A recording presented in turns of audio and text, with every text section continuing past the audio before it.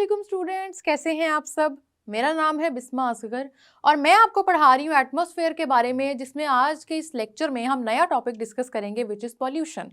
Pollution बड़ा important topic है इसका हमारे, लेकिन इन्वायरमेंट से क्या ताल्लुक है उसको भी ज़रूर पढ़ेंगे। उन सारी बातों को डिस्कस करते हैं, आए लेक्चर की तरफ चलते हैं।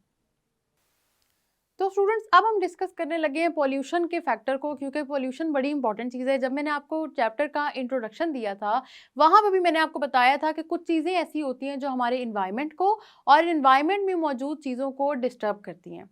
ठीक है, चाहे आप किसी भी स्फेयर की बात करें, आप बायोस्फेयर की बात करें, लिथोस्फेयर की बात करें, हाइड्रो की बात करें या एटमॉस्फेयर की बात करें, आपके हर स्फेयर को ये चीज़ें डिस्टर्ब करती हैं। और जो सबसे मेजर इनका डिस्टर्बेंस फैक्टर आता है ना, वो आता है एटमॉस्फेयर पे।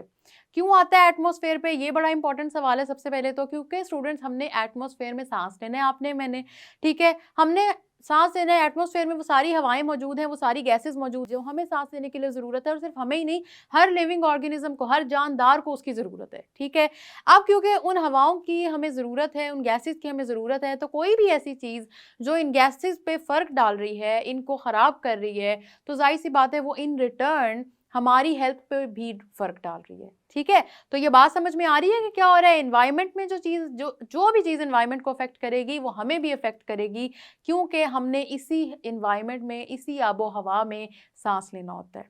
ठीक है, तो पॉल्यूशन की बात कर लेते हैं। पॉल्यूशन की स्टूडेंट्स, आप सब ने याद रखना है कि अगर बेसिक सी डेफिनेशन में आपको बताऊँ ना, तो वो ये होती है, introduction of contaminants and pollutants into natural environment.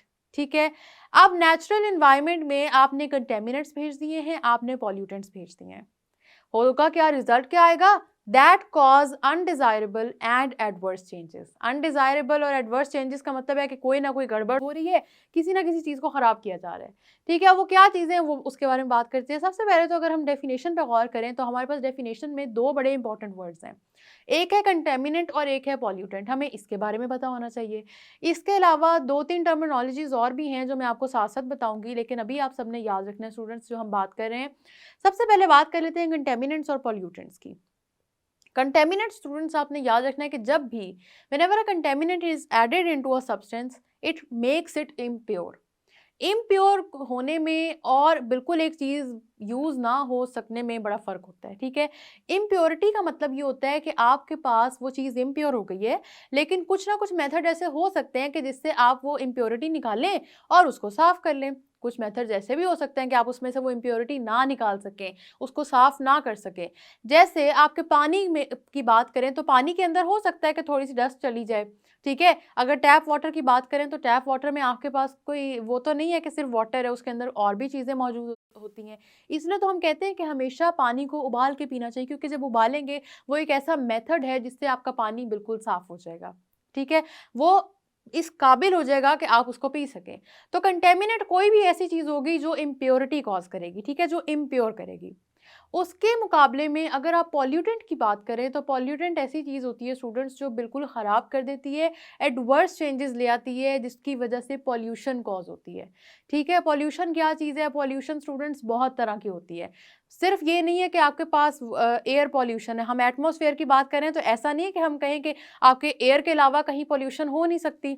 आपके पास वाटर पॉल्यूशन भी होती है, आपके पास नॉइज़ पॉल्यूशन भी होती है, यहाँ तक के अब आप सोचेंगे वाटर और नॉइज़ पॉल्यूशन क्या चीज़ है, तो आप सबने याद रखना है स्टूडेंट्स कि आपके पास वाटर पॉल्यूशन का मतलब ये होता है कि वो चीज़ें जो आपके वाटर के अंदर मौजूद है, मतलब वाटर है ना, सिर्फ उसके अंदर कोई एक्स्ट्रा इम्प्योरिटी आ गई है, कुछ पॉल्यूटेंट्स आ गए हैं। ठीक है, पॉल्यूटेंट्स का काम ही ये होता है कि वो बिल्कुल चीज़ को ख़राब कर देते हैं, ख़त्म कर देते हैं। ठीक है, अब कंटेमिनेंट्स और पॉल्यूटेंट्स के चीज़ इंट्रोडक्शन के बाद, मतलब आपके पास कोई भी पानी की, जिस तरह हम बड़ी सिंपल सी एग्जांपल लेते हैं, इससे हम एयर की तरफ चलेंगे। आपके पास पानी है, और पानी है तो यहाँ पे तीन टर्मिनोलॉजीज को मैं वाटर की एग्जांपल से एक्सप्लेन करूंगी, गौर से सुनिएगा। पॉल्यूशन की बात करें तो तीन ऐसी टर्मिनोलॉजीज हैं जो हम सबको आनी चाहिए। सबसे पहले आपके पास बात होती है पोर्टेबल की, फिर बात होती है कंटेमिनेंट की, and then we talk about pollutants. ठीक है, अगर पोर्टेबल की बात करें ना, और स्टूडेंट्स ये पोर्टेबल की बात जो है ये लिक्विड से रिलेटेड ही होती है। पोर्टेबल का मतलब होता है कि कोई चीज़ बिल्कुल साफ सुथरी है, क्लीन है, उसमें कोई इम्प्योरिटी या कोई पॉल्यूटेंट मौजूद नहीं है।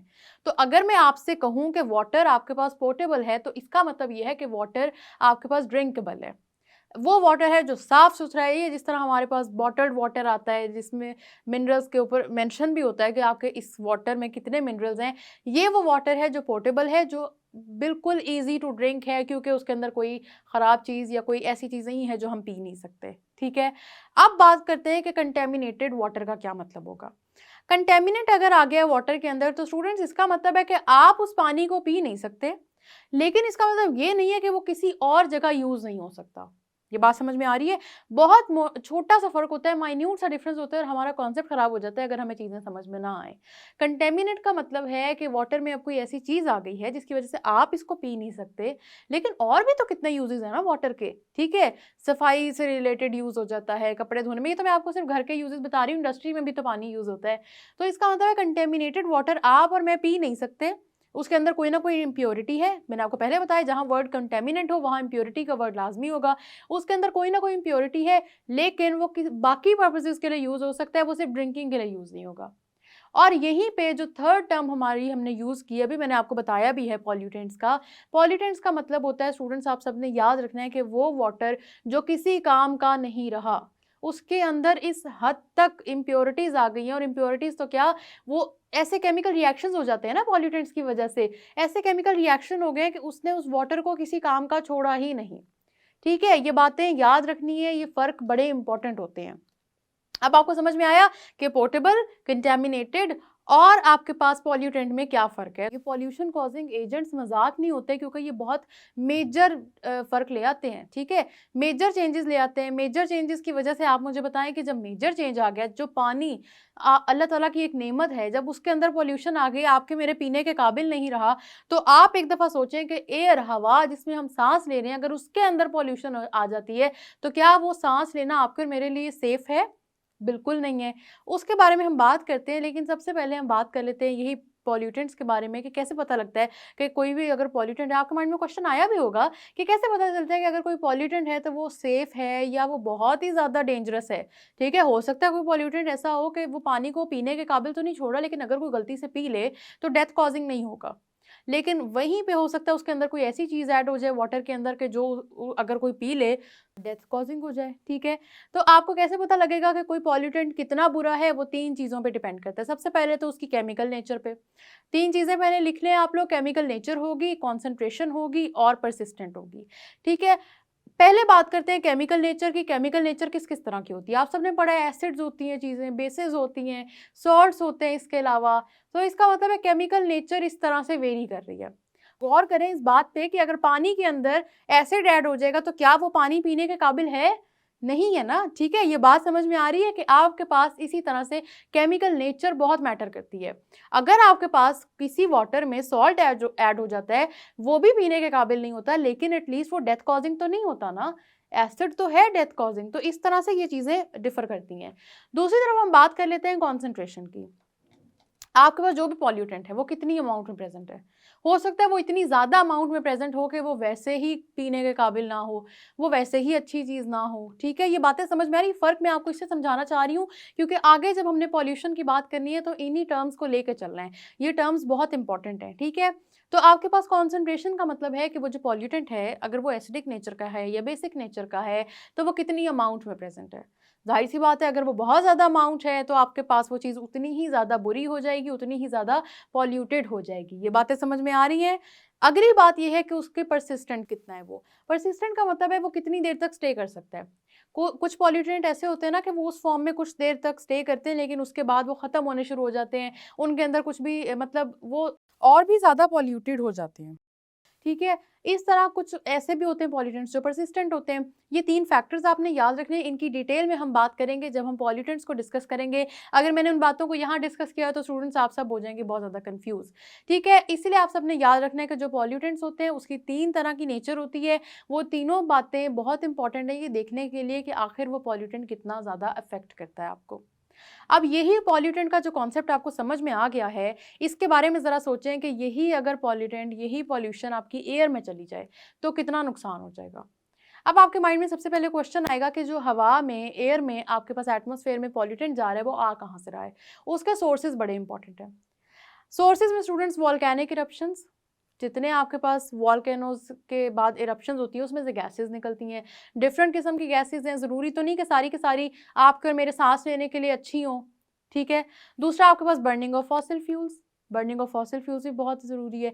फॉसिल फ्यूल में कौन कौन से थे? कोल, पेट्रोलियम, नेचुरल गैस। हमने बात की थी कि उसमें से ऑर्गेनिक कंपाउंड्स हम डिराइव कर सकते हैं, लेकिन मैंने कहीं पे ये तो नहीं कहा था आपसे कि उसके अंदर इम्प्योरिटीज़ नहीं हो सकती, उसके अंदर ऐसी गैसेस नहीं हो सकती जो हमारे लिए सेफ़ हैं। बहुत ही ईज़ी बात करें तो आपके पास फॉसिल फ्यूल की बर्निंग से जो मीथेन आती है स्टूडेंट्स, वो भी सेफ नहीं है, वो भी हमारे सांस लेने वाली गैस नहीं है। ऑर्गेनिक कंपाउंड तो हो गया हमारे पास, ये बर्निंग ऑफ फॉसिल फ्यूल की वजह से मीथेन तो आ गया जो कि एक ऑर्गेनिक कंपाउंड है। ऑर्गेनिक केमिस्ट्री के लिहाज से वो अच्छी बात है, लेकिन हमारे सांस लेने के लिहाज से वो अच्छी बात नहीं है, ठीक है। पहला पॉल्यूटेंट तो आपको यही पता लग गया कि मीथेन हो सकता है। इसके अलावा अगर आप वुड बर्निंग कर रहे हैं, वुड बर्न हो रही है, तो वो जो प्रोसेस होता है ना जिसमें आपने पढ़ा था कार्बन डाइऑक्साइड और वाटर रिलीज होता है, उसी में मैंने आपको बताया था कि अगर कहीं पे इनकम्प्लीट कंबस्शन हो जाए, मतलब कि कंप्लीटली वो चीज़ बर्न नहीं हुई है, तो क्या होगा कि आपके पास जो चीज़ें निकलेंगी वो होंगी कार्बन मोनोऑक्साइड और कार्बन ब्लैक, और ये दोनों चीज़ें स्टूडेंट्स हमारे लिए अच्छी नहीं है। कार्बन मोनोऑक्साइड की तो बात मैं आपसे ऑलरेडी कर चुकी हूँ कि ये बहुत ही ज़्यादा पॉइजनस गैस है, ये डेथ कॉजिंग गैस है, ठीक है। इस वजह से आपने ये जो बातें मैंने आपको बताई हैं ये याद रखनी है आपने। इसी तरह से आपके पॉल्यूटेंट्स जो होते हैं ये इन जगहों से तो आ जाते हैं। अब अगली बात करते हैं आपके पॉल्यूटेंट्स को स्टूडेंट्स हम हमेशा 2 कैटेगरीज में डिवाइड करते हैं, ठीक है। जो 2 कैटेगरीज में हम डिवाइड करते हैं ना, वो किस बेसिस पे करते हैं वो ज़रा बातें गौर से सुन लें। आपके पास पॉल्यूटेंट होता है हमेशा 2 टाइप्स का, एक होता है प्राइमरी पॉल्यूटेंट, दूसरा होता है सेकेंडरी पॉल्यूटेंट, ठीक है। प्राइमरी पॉल्यूटेंट का मतलब ये है कि जब आपके ये जितने सोर्सेज मैंने अभी आपको बताए हैं ना, वोल्केनिक इरप्शंस हो रही हैं, फॉसिल फ्यूल की बर्निंग हो रही है, साथ ही साथ आपकी वुड बर्निंग हो रही है, सारे प्रोसेस हो रहे हैं और इनसे डायरेक्टली जो चीज़ें निकल रही हैं, जो गैसेज निकल रही हैं, वो आपका प्राइमरी पॉल्यूटेंट है, क्योंकि वो डायरेक्टली आपके सोर्स से आ रही हैं। तो जो भी चीज़ आपके सोर्स की तरफ से आती है उसको हम प्राइमरी कहते हैं, क्योंकि ये सोर्स से डायरेक्टली आ रहे हैं, इसको हम कह देते हैं प्राइमरी पॉल्यूटेंट। अब इनमें कौन कौन सी गैसेज होती हैं, इंपॉर्टेंट बातें गौर से सुनिएगा। हमारे पास स्टूडेंट्स इसमें ज़्यादा होते हैं ऑक्साइड्स। किस किस के ऑक्साइड्स होते हैं? कार्बन के ऑक्साइड्स होते हैं, नाइट्रोजन के ऑक्साइड्स होते हैं, सल्फर के ऑक्साइड्स होते हैं। इन ऑक्साइड्स को लिखने का क्या तरीका होता है स्टूडेंट्स? इन ऑक्साइड्स को लिखने का तरीका ये होता है, कार्बन के जितने ऑक्साइड्स हैं हम लिखेंगे CO और साथ में X। अब X क्यों डाला ये वजह भी सुन लें, क्योंकि कार्बन ऑक्सीजन के साथ मिलके 2 तरह के कंपाउंड्स बना सकता है, एक है कार्बन मोनोऑक्साइड, दूसरा है कार्बन डाइऑक्साइड। तो आपने इनको कलेक्टिवली कह दिया COX, मतलब कॉक्स भी इसको कहते हैं लेकिन आपने COX कहना है। इसका क्या मतलब है? Oxides of carbon. और जब भी पूछा जाए कि ऑक्साइड्स ऑफ कार्बन कौन कौन से होते हैं तो याद रखना है कि कार्बन के ऑक्साइड्स होते हैं कार्बन मोनोऑक्साइड और कार्बन डाइऑक्साइड। इसके अलावा आपके पास नाइट्रोजन के ऑक्साइड्स होते हैं। नाइट्रोजन के ऑक्साइड कौन कौन से? अब उसको लिखने का भी वही तरीका है, NOx लिखते हैं आप, X की जगह अब आपके पास नंबर्स आ जाते हैं डिफरेंट। नाइट्रोजन ऑक्साइड, जिसको नाइट्रोजन मोनोऑक्साइड या नाइट्रिक ऑक्साइड भी कहते हैं। इसके अलावा नाइट्रोजन डाइऑक्साइड होता है आपके पास, ठीक है। तो ये जितने ऑक्साइड्स होते हैं ये सारे के सारे प्राइमरी पॉल्यूटेंट्स हैं। क्यों है प्राइमरी? क्योंकि ये डायरेक्टली फ्रॉम द सोर्स आ रहे हैं, ठीक है। फिर बात हम कर लेते हैं, हमारे पास सल्फर के ऑक्साइड्स होते हैं, उसको लिखने का भी वही तरीका है, SOX, ठीक है। सल्फर ऑक्सीजन, सल्फर ऑक्सीजन मिलेंगे तो स्टूडेंट्स 2 तरह के फिर से कंपाउंड्स बन जाएंगे, सल्फर ऑक्साइड या सल्फर डाइऑक्साइड। सल्फर ट्राइऑक्साइड भी बनता है, ठीक है। ये सारे के सारे कंपाउंड्स बनते हैं। इसके अलावा आपके इन्हीं सोर्सेज से मीथेन गैस भी रिलीज होती है, वो भी आपके पास प्राइमरी पॉल्यूटेंट है, ठीक है। तो प्राइमरी पॉल्यूटेंट्स की जितनी मैंने एग्जांपल्स दी हैं ये बहुत इंपॉर्टेंट है, इनको अभी हमने डिटेल में डिस्कस करना है, तब आपको ये सारी की सारी एग्जांपल्स याद भी रह जाएंगी। अब बात करते हैं हमारी दूसरी टाइप ऑफ पॉल्यूटेंट की, जिसको कहते हैं सेकेंडरी पॉल्यूटेंट। अब ये सेकेंडरी पॉल्यूटेंट क्या होते हैं? सेकेंडरी पॉल्यूटेंट स्टूडेंट्स आपने याद रखना है, सेकेंडरी का मतलब ये है कि वो कोई चीज़ है जो बाद में बनी है, ठीक है। सेकेंडरी पॉइंट ऑफ व्यू पे चलेगी। प्राइमरी का मतलब था वो बिल्कुल डायरेक्टली फ्रॉम द सोर्स आ रही है, सेकेंडरी का मतलब है कि वो प्राइमरी की तरफ से आ रही है, ठीक है। ये बात गौर से सुननी है। सेकेंडरी पॉल्यूटेंट वो पॉल्यूटेंट है जो फर्दर अब बनेगा, किससे बनेगा? वो आपके पास बनेगा इन प्राइमरी पॉल्यूटेंट से। प्राइमरी पॉल्यूटेंट्स में जिस तरह अब मैं बात करती हूँ और आपको एक एग्जांपल देती हूँ कि सल्फर डाइऑक्साइड की अभी अभी हमने बात की कि एक प्राइमरी पॉल्यूटेंट है, सल्फर के ऑक्साइड्स है ना प्राइमरी पॉल्यूटेंट।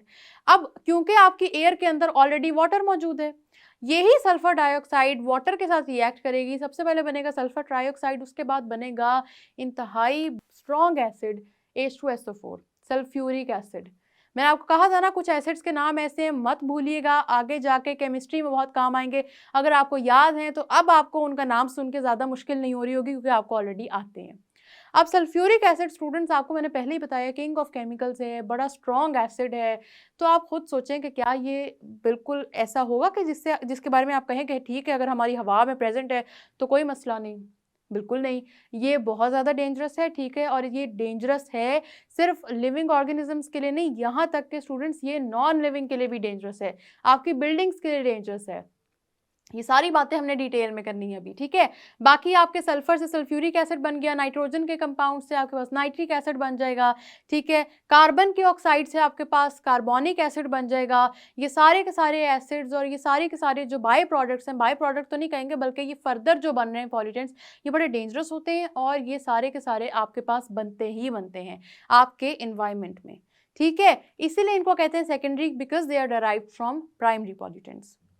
तो सेकेंडरी पॉल्यूटेंट्स में और कौन कौन से आते हैं? बड़ा इंपॉर्टेंट एक सेकेंडरी पॉल्यूटेंट है हमारे पास जो आता है पैन के नाम से, PAN।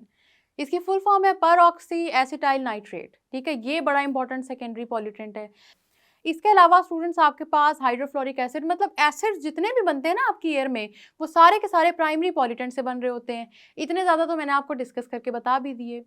इसके अलावा स्टूडेंट्स ओजोन के बारे में, जो हमने लेयर्स ऑफ एटमॉस्फेयर पढ़ते हुए जो ओजोन की बात की थी, खुद सोचें कि ओजोन क्या सिर्फ स्ट्रेटोस्फेयर तक लिमिटेड है? नहीं ना, ऑक्सीजन की बनी है, ऑक्सीजन तो हमारे इन्वायरमेंट में भी है। तो इसका मतलब ये हुआ, हम हमारे इन्वायरमेंट का मतलब हमारे इर्द गिर्द है, ठीक है। इसका मतलब ये हुआ स्टूडेंट्स कि ये जो ऑक्सीजन हमारे इर्द गिर्द मौजूद है, ये भी तो यहाँ पे ओजोन बना सकती है।